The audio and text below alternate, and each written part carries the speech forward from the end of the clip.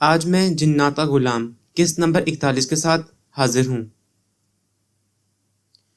میں نے قادر بخش کے ساتھ مل کر مسجد کے ہال کو پانی سے صاف کیا۔ طاق میں ایک گلاس رکھا ہوا تھا جس میں آٹا ڈال کر اس میں اگربتیاں لگائی ہوئی تھیں۔ فضا میں ابھی تک کہہ کے ناگوار بو رچی ہوئی تھی۔ میں نے اگربتیاں جلا دیں۔ تھوڑی دیر بعد ہی خوشگوار مہک پھیلنے سے بدبو ختم ہو گئی۔ حضرت جی غسل کر کے آ گئے تھے مگر ابھی تک زلیخا کو ہوش نہیں آیا تھا۔ حضرت جی نے اس کی نبض چیک کی اور اطمینان بھرے انداز میں سر ہلا کر بولے، اللہ کا شکر ہے بیٹی کی حالت سنبھل رہی ہے۔ وہ شفقت بھرے انداز کے ساتھ زلیخا کے سر پر ہاتھ رکھ کر اسے بیدار کرنے لگے۔ اٹھو میری بہادر بیٹی، دیکھو تمہارے والد محترم غمزادہ کھڑے ہیں، اٹھو اور انہیں خوشخبری سنا دو کہ اب تاریک راتوں کا سفر ختم ہو چکا ہے۔ کہہ دو کہ اب تمہارے من میں نور کی پاکیزہ کرنیں پھوٹ رہی ہیں۔ اٹھو میری پاک دامن بیٹی، اٹھو، تم کتنے ہی پیروں میں جلی ہو لیکن میرے رب ذوالجلال کی رحمت نے اب تمہیں اپنی پناہ دی ہے۔ حضرت جی کے الفاظ ہیرے موتیوں جیسے تھے تو جذبات جنت کی پرسکون فضاؤں جیسے تھے۔ یہ ان کے الفاظ کی تاثیر کی کرامت تھی کہ زلیخا آنکھیں کھولنے لگی اور اٹھ کر بیٹھ گئی۔ مجھے دیکھتے ہی اس نے چادر سے سر ڈھانپ لیا اور حضرت جی کی طرف عقیدت و احترام سے دیکھنے لگی۔ اس کے چہرے پر اطمینان نور کی طرح برس رہا تھا، آنکھوں میں زندگی بیدار ہو گئی تھی۔ حضرت جی، دل کو بڑا ہی سکون مل رہا ہے۔ بیٹی، اللہ تمہارے قرار کو ہمیشہ برقرار رکھے۔ اب تو سکون ہی محسوس کرتی رہے گی، لیکن میری بیٹی نماز باقاعدگی سے پڑھتی رہنا۔ میں تمہیں ایک سورہ مبارکہ کا تحفہ دوں گا، اس کو پڑھتے رہنا۔ اللہ اس کے ذاکر کو کبھی غیر مطمئن نہیں ہونے دیتا۔ حضرت جی نے زلیخا کے سر پر ہاتھ رکھا اور فرمایا، سورہ رحمان فجر کی نماز کے بعد باقاعدگی سے پڑھتی رہنا اور اس عاصی کے لیے دعائے خیر کرنا۔ میرے مولا کریم کی صفات، اس کی عنایات اور انسانوں کی ناشکریوں کا ذکر تمہیں اس سورہ مبارکہ میں ملے گا۔ اللہ کے نیک بندے فرماتے ہیں کہ سورہ رحمان کے ذاکر کو اطمینان قلب نصیب ہوتا اور اس کے نصیب کے مختلف دریچے کھل جاتے ہیں۔ جہاں تقدیر کا لکھا بے بسی کا نوحہ پڑتا ہے، وہاں ایک ذاکر کو اللہ تعالیٰ اپنی عطا سے نوازتا ہے، اور بے شک اللہ کی عطا مقدر کی پابندیوں سے افضل ہے۔ سبحان اللہ میرے دل سے نکلا۔ حضرت جی نے طائرانہ انداز میں میری طرف دیکھا اور پھر ملک صاحب سے مخاطب ہوئے، کوشش کریں کہ ہماری بیٹی کی شادی جلد از جلد ہو جائے۔ زلیخا شادی کا سن کر شرما گئی، لیکن ایک انجانا سا خوف دوبارہ اس کے چہرے پر منحوس پرچھائیاں ڈالنے لگا۔ میرے دل میں بھی میٹھا سا احساس تقویت پانے لگا۔ یہ سراب سے نکل کر حقیقتوں کو پانے کا جذبہ تھا۔ دعا کریں اچھا سا رشتہ مل جائے تو میں اپنی بیٹی کے ہاتھ فوراً پیلے کر دوں، ملک صاحب نے کہا، اور پھر قرب ناگہانی سے ان کی جبیں آلودہ ہو گئیں۔ وہ ریاض شاہ کا معاملہ حضرت جی کے ساتھ ڈسکس کرنے لگے۔ ملک صاحب، آپ اپنے ایمان کی پوری قوت کے ساتھ ڈٹ جائیں، انشاءاللہ وہ آپ کے راستے میں نہیں آئے گا۔ میں نے اس کی ہوس اور شیطانیت کو ختم کر دیا ہے، اسے فوراً اپنے گھر سے نکال دیں۔ جو بندہ شریعت کا پابند نہیں وہ اللہ کا دوست یعنی پیر اور ولی نہیں ہو سکتا۔ لیکن کچھ بزرگ کہتے ہیں کہ ریاض شاہ کے پاس روحانی قوتیں ہیں۔ میں نے کہا، روحانی قوتیں حاصل کر لینا ایک الگ بحث ہے، لیکن جو مسلمان ایک بزرگ کا لبادہ اوڑھ کر اسلامی علوم سے استفادہ کرتا اور دعویٰ کرتا ہے کہ وہ پہنچا وہ بزرگ ہے مگر نماز اور دیگر شرعی احکامات کو ملحوظ نہیں رکھتا، وہ کامل پیر اور ولی نہیں ہو سکتا۔ شاہد میاں، ایک بات ذہن میں رکھ لو، نماز افضل ترین عبادت ہے، اس کی چھوٹ نہیں ہے۔ میرے آقا سرکار دو جہاں صلی اللہ علیہ وآلہ وسلم سے بڑھ کر متقی پرہیزگار کون ہے؟ آپ صلی اللہ علیہ وآلہ وسلم کے ایک اشارہ پر چاند دو ٹکڑے ہو سکتا ہے۔ اللہ پاک اپنے محبوب کالی کملی والے کی کسی بات کو رد نہیں کر سکتا، لیکن سرکار دو جہاں صلی اللہ علیہ وآلہ وسلم اللہ کے حضور سجدے میں رہتے اور اپنے اللہ کے شکر گزار بنے رہے۔ خلفائے اسلام اور صحابہ کرام رضی اللہ عنہ کی کوئی ایسی مثال بتا دو مجھے کہ انہوں نے کبھی نماز اور دیگر شرعی احکامات سے غفلت برتی۔ اللہ کے بندے، یہ سارے اعلیٰ و افضل انسان روحانیت کے درجہ افضل پر فائز تھے، بلکہ میرے جیسے خاکسار تو کسی صحابی رسول صلی اللہ علیہ وآلہ وسلم کے قدموں کی خاک بھی نہیں ہے۔ جب ایسے اعلیٰ و عرفہ مسلمانوں نے شریعت کا دامن نہیں چھوڑا تو ہم کون ہوتے ہیں یہ دعویٰ کرنے والے؟ کسی کامل ولی کی داستان حیات پڑھ لو. اللہ کی عبادت اور شریعت کے پابند تھے وہ.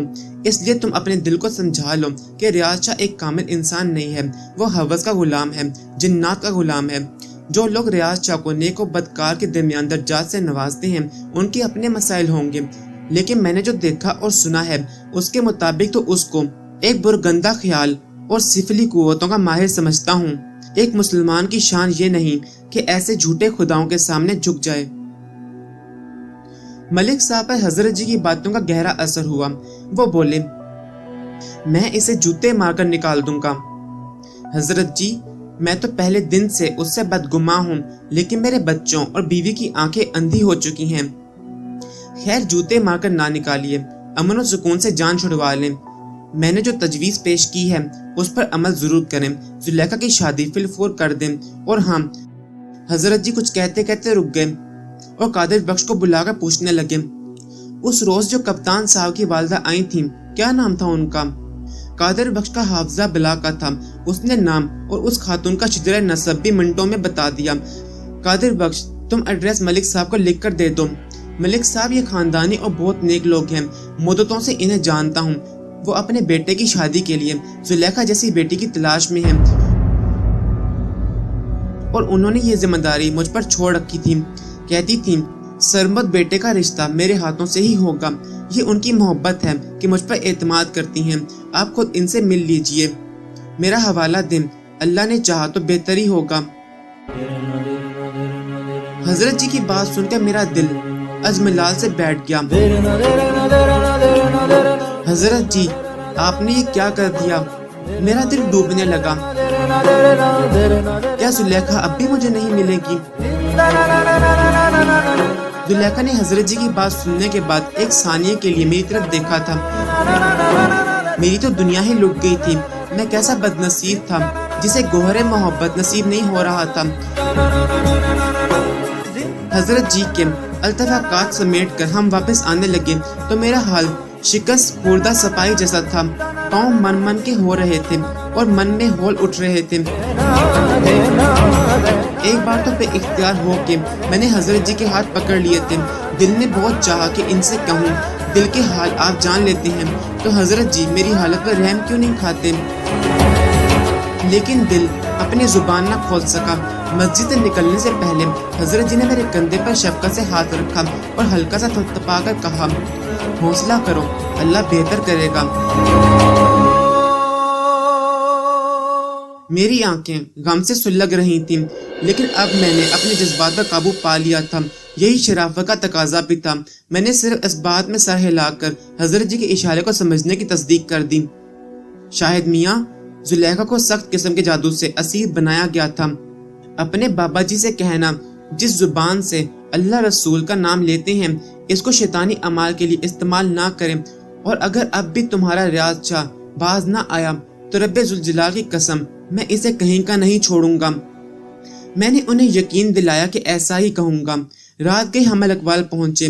راستے پر ہم تینوں نے کوئی بات نہیں کی تھی. حویلی پہنچ کر میں سیدھا اپنے کمرے میں جا کر بستر پر گر گیا اور تکیہ اپنے منہ پر رکھ کر حزن و ملال کی برکھا میں نہانے لگا. ساری رات میں نے یوں ہی گزار دی. مجھے نہیں معلوم اس رات حویلی میں کیا کچھ ہوا ہوگا. شکستگی اور رنج نے مجھے اندر سے اس قدر بے خوف اور لا تعلق کر دیا تھا کہ بے حسی کے سوتے میرے اندر دھڑا دھڑ پھوٹنے لگے. نماز فجر کے وقت چاچی نے آ کر مجھے بیدار کیا تھا. اس کا رنگ اترا ہوا تھا. پتر تو ادھر پڑا ہے اور ادھر قیامت مچی ہوئی ہے. کیا ہوا ہے چاچی؟ میں بے تاثر جذبات سے انہیں دیکھنے لگا. شاہ صاحب آگ بگولا بنے ہوئے ہیں. کہتے ہیں ساری حویلی کو جلا کر راہ کر دوں گا. بابا جی بھی ناراض ہیں، وہ جا رہے ہیں. ملک صاحب نے کہا ہے کہ انہیں نہ روکنا، لیکن پتر جی اگر وہ ناراض ہو کر چلے گئے تو اچھا نہیں ہوگا. چاچی میں کیا کر سکتا ہوں؟ اگر وہ جانا چاہتے ہیں تو انہیں جانے دیں. ملک صاحب جو کہتے ہیں اس پر عمل کریں. میرے دل میں بے حسی کا یہ عالم برپا تھا کہ مجھے حویلی سے اٹھتے ہوئے شعلوں کا منظر اچھا لگ رہا تھا. جب میرا نشیمن الفت ہی جل گیا تو مجھے اس کے دور و بام سے کیا رغبت تھی. خود غرضی نے اکسایا کہ آج حویلی والوں کو جلنے دو، انہیں مرنے دو، شاہ صاحب کے راستے میں کھڑے نہیں ہونا، جو ہوتا ہے آج ہو جانے دو، تم اپنے لفظ سی لو اور دیکھو تماشا، زلیخا مجھے نہیں ملے گی تو کسی کو نہیں ملے گی۔ خود غرضی کی یہ جنگ میرے اعصاب پر بری طرح سوار ہو گئی تھی اور اس وقت میں بھول گیا کہ میں بھی تو ہوس کا غلام بن گیا ہوں، مجھ میں اور ریاض شاہ میں کیا فرق رہ گیا ہے۔ لیکن یہ سوچ میرے ذہن میں ایک لمحہ کے لیے بھی نہیں آئی، لیکن جب پیشمانی کا ریلا اٹھا اس وقت تک پانی پلوں کے نیچے سے بہہ چکا تھا، نشیمن اجڑ گیا تھا اور صدائے یارانہ جانے کہاں کھو گئی تھی۔ میں چاچی کے ساتھ شاہ صاحب کے حضور پیش ہوا تو وہ دیکھتے ہی نفرت سے بولے، یہ سب تمہارا کیا دھرا ہے، تم زلیخا کو چاہتے تھے اس لیے تم نے نفرت کا یہ بیج بویا ہے۔ یہ سن کر چاچی حیران ہو کر میری طرف دیکھنے لگی، ہیں اس کا کیا قصور ہے شاہ صاحب؟ اس نے پٹی پڑھائی ہے ملک صاحب کو، اس نے بڑا ظلم کیا ہے، حضرت جی کے پاس یہی لے کے گیا تھا انہیں۔ ہاں میں ہی لے کر گیا تھا، جذبات کے سیل رواں میں بہتے ہوئے میں نے کہا، کیا برا کیا ہے میں نے؟ تم جیسے انسان کو نہیں بلکہ انسان کے روپ میں ایک شیطان کو پکڑنے کے لیے ہمارے پاس کوئی راستہ بھی تو نہیں تھا۔ تم نے روحانیت اور نیکی کی آڑ میں ہم لوگوں کے ایمان کو بیچ ڈالا، ہمیں بیچوں بیچ چوراہے میں ننگا کر کے مارا ہے۔ تم ایک بے غیرت انسان ہو ریاض شاہ۔ ہم نے حویلی کی عزت بچانے کے لیے اللہ کے ایک سچے اور کامل بزرگ سے مدد لی ہے اور سچائی سامنے آ گئی ہے۔ تم نے زلیخا پر جادو کیا اور اس کی سوچوں پر اپنے پہرے بٹھا دیے۔ بتاؤ کیا میں غلط کہہ رہا ہوں؟ تمہیں جس نے حضرت جی کے بارے میں بتایا ہے ان سے یہ بھی پوچھ لینا تھا کہ زلیخا نے خون کی قے جو کی ہے وہ کس کا دیا ہوا زہر تھا۔ میں بولتا ہی چلا گیا، کہاں ہیں بابا جی؟ بلاؤ انہیں، میں انہیں اللہ کی عدالت میں کھینچ کر رہوں گا۔ ہم تم لوگوں کو نیک اور اسلامی سمجھتے رہے لیکن تم نے ہمیں گمراہ کیا۔ تم کہتے تھے کہ بابا جی اور ان کے بزرگ صحابی رسول صلی اللہ علیہ وآلہ وسلم تھے۔ اللہ مار دے تم جیسے انسان کو ریاض شاہ، تم نے ان بزرگوں کو بھی بیچ ڈالا، اللہ تمہیں نہیں چھوڑے گا۔ کان کھول کر سن لو، تمہارا یہ معاملہ یہاں کے بزرگوں کے علم میں آ چکا ہے۔ تم جناتی قوتوں کو انسانی معاملات کے لیے استعمال کر رہے ہو، تم نے جنات کو بھی اپنا غلام بنا رکھا ہے، تم نے اللہ کے بنائے ہوئے اصولوں کو توڑا ہے ریاض شاہ، اللہ تمہیں نہیں چھوڑے گا۔ میری باتیں سن کر ریاض شاہ کا چہرہ غصے سے سرخ ہو گیا۔ میں جھوٹا مکار اور شیطان ہوں، اگر یہی ہے تو پھر اس کا نتیجہ تم جلد بھگت لو گے۔ ریاض شاہ، بہتری اسی میں ہے کہ خاموشی سے چلے جاؤ، تمہاری عزت اسی میں ہے۔ ہم نے تو فیصلہ کر لیا ہے کہ تمہارے ہر قہر کا سامنا کر لیں گے، لیکن تمہیں بھی اس قابل نہیں چھوڑیں گے کہ آئندہ کسی عزت دار اور معصوم گھرانے کو تباہ کر دو۔ میں نے ریاض شاہ کو حضرت جی کا پیغام سنایا تو وہ سیکھ پا ہو کر بولا، میں اس بڈھے کو دیکھ لوں گا۔ وہ نتنے پھیلا کر اپنے اندر کے سفلی انسان کو بھڑاس نکالتا رہا، اپنا سامان جلدی سے سمیٹا اور سورج طلوع ہونے سے پہلے ہی حویلی سے رخصت ہو گیا۔